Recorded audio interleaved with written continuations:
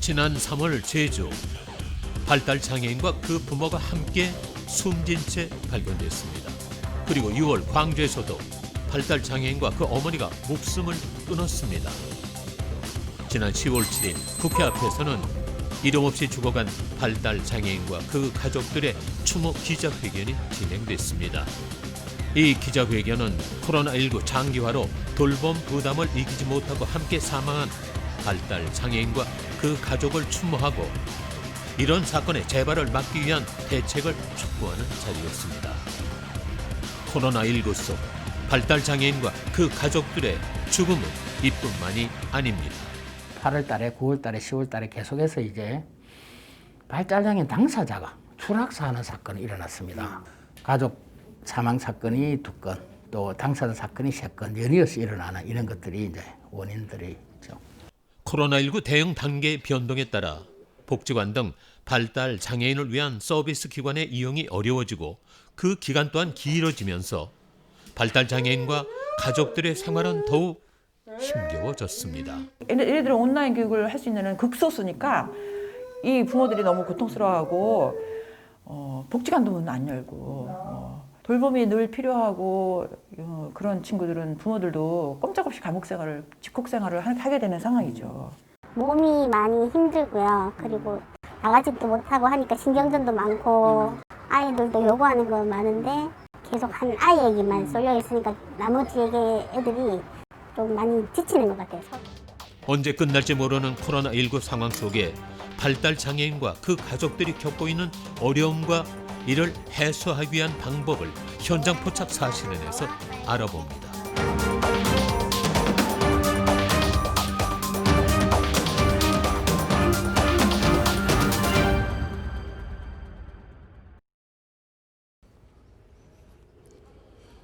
유례 없이 긴 코로나라는 위기 속에서 연이어 발생한 발달 장애인과 그 부모의 죽음. 그들은 코로나19 속에서 어떤 어려움을 겪고 있었기에 죽음을 맞이할 수밖에 없었을까요? 발달 장애인과 그 가족들이 처한 어려움을 알아보기에 앞서 발달 장애란 무엇인지부터 알아보겠습니다. 발달 장애는 같은 또래에 비해 신체적 또는 정신적인 발달이 정상적으로 이루어지지 않는 장애를 말합니다. 발달 장애는 지적 장애와 자폐성 장애로 나뉘지만 그 증상과 유형이 매우 다양해 보편적인 특징을 하나로 얘기하긴 힘듭니다. 제작진은 특수교육학 전문가인 김성남 박사에게 코로나19 상황 속에서 발달 장애인과 그 가족들이 코로나19 속에서 느낄 어려움에 대해 물어봤습니다. 자폐성 장애인의 경우에는 예측했던 대로 일이 발생되지 않고 상황이 예측했던 대로 전개가 되지 않으면 굉장히 불안해집니다. 그다음에 지적장애의 경우에는 그 자폐성 장애인처럼 그것 때문에 불안하거나 긴장하거나 스트레스를 많이 받거나 하진 않지만 지적이 어떤 습관이 잡혀있던 게 바뀌면 새로운 상황에 적응을 해야 되는 이 적응력에 있어서 좀 부족하기 때문에 심리적인 불안보다는 뭘 어떻게 해야 될지 몰라서 잘 못하게 되는 상황이 더 많이 생기는 거죠. 김성남 박사에 따르면 발달 장애 중 자폐 스펙트럼의 경우 규칙적인 생활이 유지되지 않으면 많은 불안감을 느낀다고 합니다. 또한 발달 장애 중 지적 장애의 경우에는 새로운 상황에 대한 적응력이 부족해 이에 적응하는 시간이 필요하다고 얘기했습니다. 코로나19로 인해 변화된 일상을 맞이하게 된 발달 장애인과 그 가족들. 그렇다면 실제로 이런 생활은 발달 장애인 가정에 어떤 영향을 미치고 있을까요? 이번에는 직접 발달 장애인 가정을 찾아가 코로나19로 달라진 생활에 대해서 물어보도록 하겠습니다. 오늘은 운동치료를 받으러 병원에 가는 날. 이정윤 씨의 딸은 뇌병변 1급으로 몸을 마음대로 움직이지 못합니다. 아이고야. 하나, 둘, 셋. 초등학교 5학년이지만 화장실에 가는 것조차 엄마의 도움을 받을 수밖에 없는 딸의 외출 준비는 한참이나 시간이 걸립니다. 아저씨 가야 되는데. 하나, 둘, 셋, 으이씨. 아이고. 긴 준비 끝에 전동 휠체어에 아이를 앉히고 차가 있는 곳으로 내려가 자, 다리 힘 아이를 줬어. 차에 다시 앉히고 무거운 전동 휠체어까지 차에 싣고 나서야 드디어 병원으로 출발할 수 있습니다. 아이의 치료를 위해 힘들어도 꾸준히 해온 일이지만 요즘에는 코로나19로 운동 치료조차도 매일 갈 수 없습니다. 저희 아이는 지금 뇌병변 1급이거든요. 그리고 이제 전적으로 도움이 필요해요. 걷는 것도 안 되고, 무언가를 화장실 갈 때도 안 되고, 옷을 입을 때도 그렇고, 씻을 때도 그렇고, 도움이 항상 필요해요. 그래서, 계속 옆에 붙어 있어야 돼요. 코로나 터지고, 거의 진짜 집에만 있었어요. 그래서 치료를 한동안 못 가가지고, 애가 다시 잘 하던 것도 잘 못하게 되고, 그리고 의욕이 없어졌어요. 무기력해지고 그런 상황이에요. 이정윤 씨는 코로나19로 인해 학교와 병원에 자주 가지 못하면서 딸의 학업이나 건강에 악영향을 끼치진 않을까 걱정하는 듯 보였습니다. 코로나19로 첫째와 셋째까지 집에 있는 시간이 길어지면서 이정윤 씨는 더욱 쉴 틈 없어졌다고 합니다.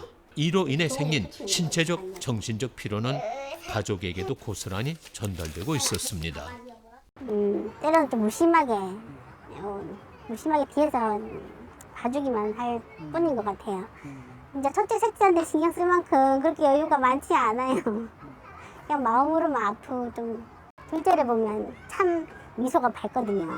근데 이제 셋째를 보면 그런 미소가 없어요. 둘째에 비해 상대적으로 신경을 못 쓰고 있는 첫째와 셋째. 특히 막내에 대해 얘기하던 이정윤 씨는 한참 동안 눈물을 보이며 말을 잇지 못했습니다.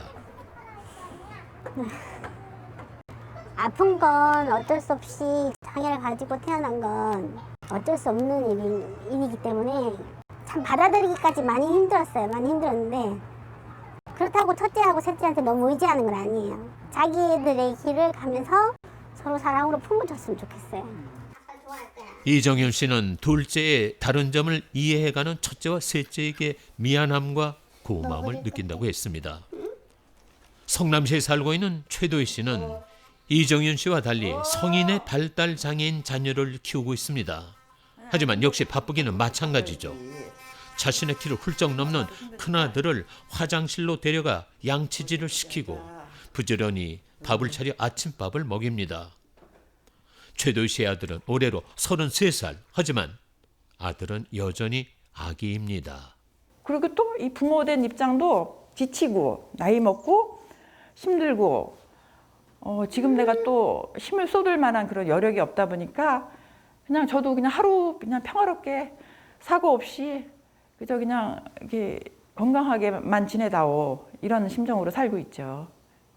돌발 행동이 심해 힘겨웠던 사춘기를 지나고 꾸준한 교육과 치료를 받으면서 어린 시절보단 훨씬 안정된 생활을 하고 있던 일상. 하지만 최근 코로나19로 아들의 교육과 치료를 담당해주던 기관의 이용이 어려워지면서 아들의 상태는 다시 사춘기 시절로 돌아가고 있습니다. 그 전에는 좀 완화돼서 이렇게 아이를 이렇게 긴급 돌봄의 형식으로 보냈었어요. 보내는 게 이제 개인의 힘으로 보내야 되는 거야. 저기 등하굣 서비스가 없으니까. 거리두기가 강화됐잖아요. 지난달부터. 그런 이유는 마스크를 못 쓰는 친구는 긴급보에서도 제외된 거죠. 마스크를 쓰지 못해 마스크 써야지 나가지. 긴급 돌봄에서도 제외될 코까지 수밖에 가리고. 없었다는 최도희 씨.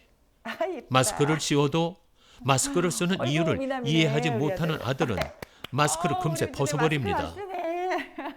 최도희 씨는 이런 이유 때문에 외출 역시 쉽지가 않다고 했습니다. 탄천을 걸으려 나가려고 해도 본인이 물론 나 운동 안 해. 지시사항을 안 따라요. 이제 나이가 먹어서 엄마를 이겨먹어요. 부모들을 이겨먹어요. 힘이 세지고 자기가 이제 나이가 먹으니까 고집이 생겨갖고 막 뻗통기고 누워버리고 나 안 걷는다고 뻗통기고 그런 증상이 있어요. 우리 아들의 특징이. 그러니까 막 뭐 어디 가서 이 현실감 있는 지역사회에서 살면 안 되나? 우리는 또 따로 나가서 어디 상간벽지를 찾아다녀야 되나? 삶의 장소를 위치를 바꿔야 되나? 이런 막연한 생각까지 들게 되더라고요. 결국 오늘도 있으니까 집안에 그러네. 머물 수밖에 없는 상황. 자, 돌리세요. 건강을 위해 운동도 시켜보고 좋아하는 피아노도 시켜보지만 그것도 잠시. 해봐. 안 해. 안 좋다. 운동도 하지 않고 피아노도 집어던진 채 방으로 도망가 버립니다. 결국 그런 아들을 달래고 달래 산책 대신 베란다에서 잠시 햇볕을 쬐며 시간을 보내기도 합니다. 준혜야, 여기서 간식 먹을까? 이렇게 하루 종일 아들과 씨름을 해야 하는 아유, 상황. 잘했어. 조금만 제작진은 최도희 씨에게 애기 코로나19로 인한 돌봄 스트레스에 대해서 물어봤습니다.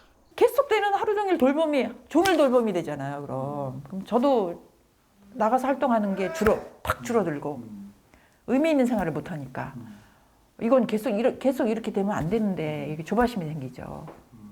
예. 저도 막 무력감이 생기고 사람이 이렇게 위축된다 생각이 드나? 아, 이러다 병 생기겠다. 정신적으로 이것저것 뭐 해?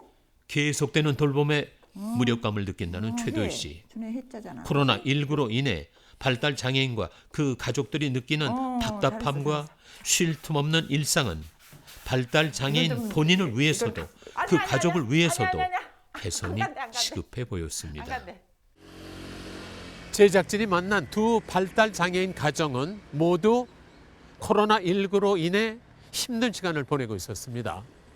이번에는 좀 더 많은 발달 장애인 가정의 얘기를 들어보고 코로나19 속 그들이 바라는 지원은 어떤 것들이 있을지에 대해서 알아봐야 되겠습니다. 제작진은 더 많은 발달 장애인 가정의 얘기를 들어보기 위해 전국 장애인 부모 연대의 윤종술 회장을 만났습니다. 얼마 전 전국 장애인 부모 연대는 대한작업치료사 협회와 공동으로 코로나19 기간 발달 장애인 및 가족 건강과 생활에 관해 발달 장애 자녀를 둔 1,585명을 대상으로 설문조사를 진행했습니다. 주로 이제 코로나 전과 후를 비교해서 서비스를 받을 때와 안 받을 때, 또 가족과 몇 시간에 사느냐, 그 스트레스 지수는 어느 정도 되는지 이런 척도를 이제 분석했습니다. 다수의 부모님들이 73% 정도 부모의 스트레스가 되게 가중됐다, 엄청나게 많이 가중됐다. 그러니까 당사자도 마찬가지고 부모도 마찬가지다. 이런 이제 스트레스 지수가 데이터로 나타나게 된 거죠. 설문조사의 결과는 제작진이 앞서 만난 발달 장애인 가정과 마찬가지로 많은 발달 장애인 가정이 코로나19로 인한 스트레스를 겪고 있음을 짐작하게 해줬습니다. 그렇다면 언제 끝날지도 모르는 코로나19 상황 속에서 발달 장애인 가정이 바라는 가장 시급한 지원은 무엇일까요? 가족 틀 안에서 케어한다는 거는 이건 답이 아니라고 생각을 하죠. 예, 늘 부모의 짐으로 남으면 안 되잖아요. 그럼 그 부모는 죽음이라는 것밖에 생각을 못 해요. 그리고 사람이 아이를 아무리 사랑을 해도 10년 효자가 없다듯이 이건 답이 아닌 거죠. 사회가 같이 움직여줘야죠. 손을 내밀어줘야 돼. 그러니까 최도희 씨는 발달 장애인 스스로 자립할 수 있는 시스템을 갖추는 것이 필요하다는 얘기를 했습니다. 우선 부모님들은 이제 하루라도 서비스를 좀 해주기를 바랍니다. 우선의 스트레스 지수가 좀 완화되기 위해서는 다른 기관에 가서 일단 서비스를 좀 받아야, 집에서 좀 나가야 이렇게 해소가 되는데, 현재로 이제 지금은 이제 뭐 1단계까지 가서 서비스 기관들이 풀렸습니다만 계속해서 한 9개월 동안 서비스를 받지 못하는 상태에 있었거든요. 우선 아이를 믿고 맡길 수 있는 데가 있으면 좋겠어요. 저희는 휠체어를 타고 있으니까 그 지원되는 인력이 없으면 사실 받아주지 않거든요. 그리고 활동 보조사도 너무 꺼려하는 케이스라 구하기 어려운데, 사실 거동 안 되는 아이를 40kg 되는 아이를 들고 화장실에 가주실 분이 사실 없잖아요. 그렇기 때문에 활동 보조사에 대한 거기에 지원되는 게 좀 많았으면 좋겠어요. 그리고 제작진이 만난 발달 장애인 자녀의 부모들은 아이를 안심하고 맡길 수 있는 시설과 활동 보조사 지원 등을 늘려달라고 얘기했습니다. 제작진은 앞서 살펴봤던 코로나19 기간 발달 장애인 및 가족 건강과 생활에 관한 설문조사 내용도 살펴봤습니다.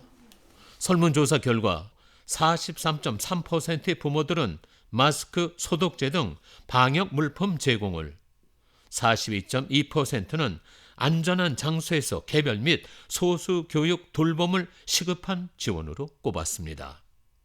또한 경제적 지원이 41.9%, 활동 지원 서비스 시간 확대가 27.1% 다음 순서를 차지했습니다.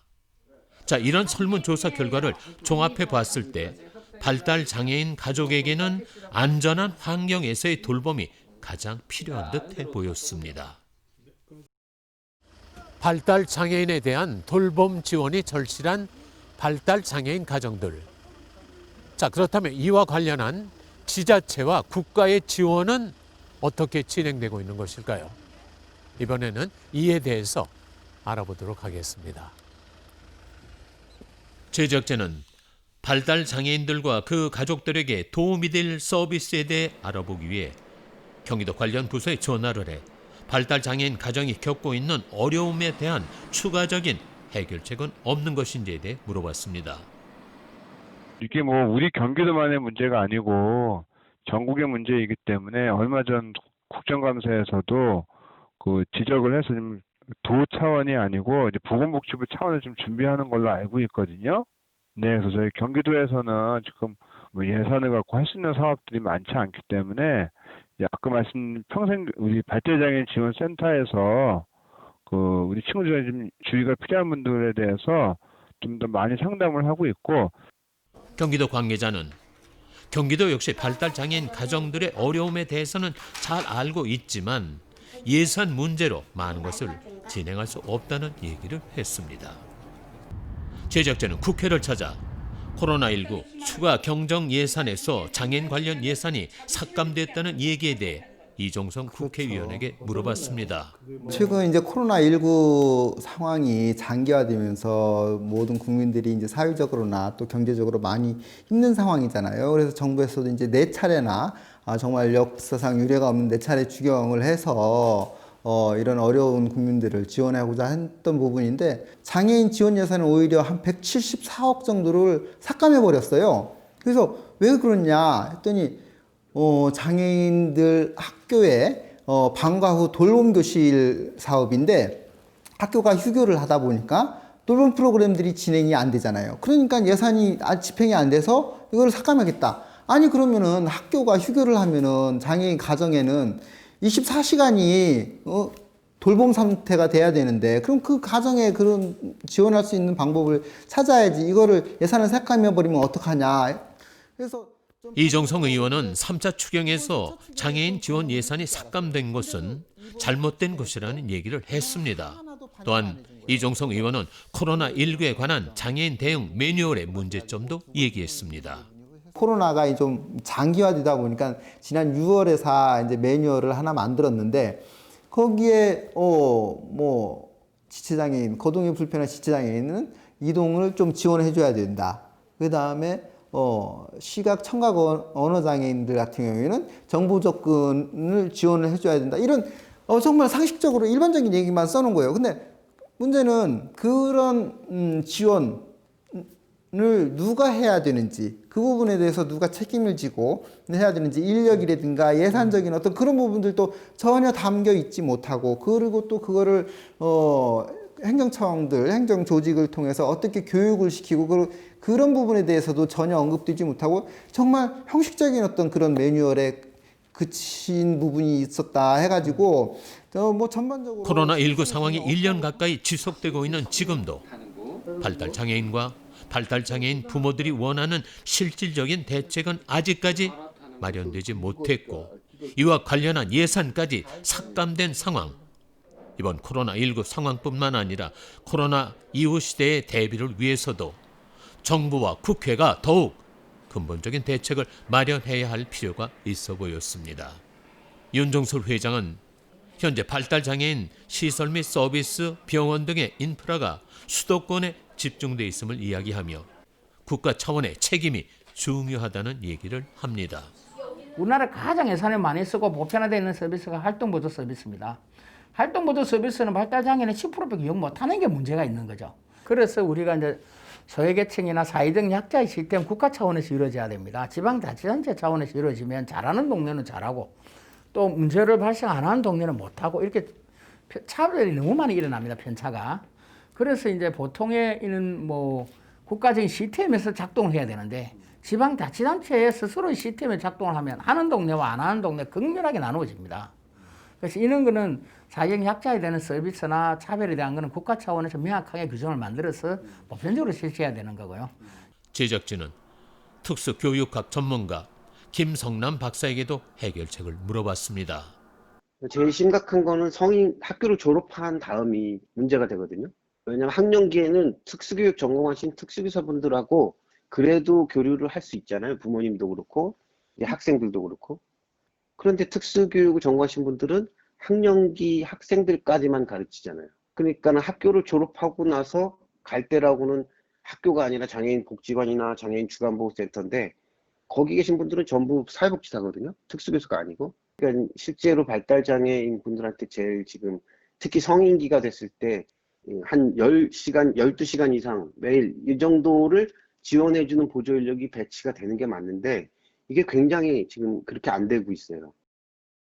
국가적인 차원에서 모든 발달 장애인이 공평하게 누릴 수 있는 서비스, 그리고 혼자서도 그들이 계속 삶을 이어갈 수 있도록 그들을 도울 수 있는 기관과 전문 인력의 도움이 필요하다는 것이었습니다. 저는 이미 그런 마음의 훈련을 지금도 그래요. 가장 좋을 때 최선을 다하고 그래도 늘 살아야 될 이유를 찾고 다른 가족도 있으니까 그러다가 어느 정도 좀 더 나이 먹고 아이도 뭐 지금 33살인데 같이 그냥 가는 것도 괜찮지 않을까 하는 그걸 오히려 마음속에 자꾸 그런 마음을 살아요. 그냥 받아들여야 되는가 하는 생각이 들어요. 아이가 죽고 자기가 그 다음에 죽겠다고 얘기하잖아요. 내 아이를 제가 다 케어할 수는 없는데 저도 그렇게 말씀하시는 분을 보면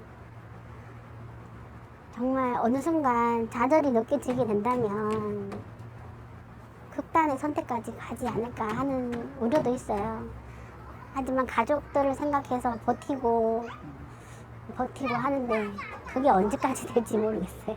항상 장애 엄마들이 말하는 게 뭐냐면은 우리 아이들도 행복해졌으면 좋겠어요 라는 말을 많이 하죠. 사실 아이는 행복해요. 아무것도 모르니까. 하지만 아이를 한번 데리고 나가면 사람들 시선이 되게 너무 따갑게 느껴질 때가 많아요. 물론 우리는 무관심한 척 지나가지만 그런 시선들이 때로는 저희에게 되게 많은 상처를 주기도 하고 위축되기도 하고 내가 내 아이를 데리고 나가서 정말 기쁘게 뛰어놀고 싶은데 저 시선 때문에 마음 아플 때도 많고요. 여느 부모가 그렇듯 발달 장애인 자녀를 둔 부모들은 자식의 행복을 바랍니다. 국가가 그들을 외면한다면 그들은 가족 스스로 감당할 수 없는 짐을 지고 계속 삶을 살아야 합니다. 아이가 죽고 난 그 다음에 죽고 싶다는 발달 장애인 부모들의 말 대신 발달 장애인과 그 가족이 스스로 끝까지 삶을 이어나갈 수 있도록 발달 장애인을 위한 꾸준한 정책과 지원이 마련돼야 할 것입니다. 전례 없이 길어진 코로나19 상황 속에서 모두가 어려운 시기를 보내고 있는 요즘, 발달 장애인과 그 가족은 더욱더 혹독한 시기를 견뎌내고 있습니다. 따뜻한 사회 시선을 바탕으로 한 제도적 지원이 마련돼서 모두가 그렇듯 발달 장애인 그리고 그 가족들도 행복한 삶을 꿈꿀 수 있기를 바랍니다. 지금까지 현장 포착 사실은이었습니다.